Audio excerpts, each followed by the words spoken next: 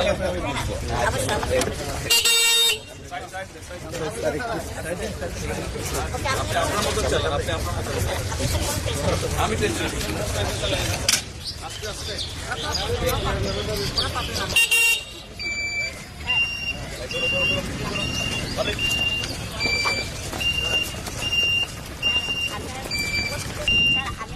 আপনি এখন আরো মানুষের জন্য কিভাবে বানাবেন?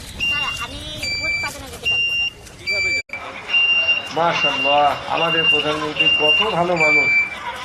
আশা করি আমাদের প্রধানমন্ত্রী হাদি ভাইয়ের বিচার করবে এবং হাদি ভাইয়ের খুনে তদন্ত করবে ইনশাআল্লাহ।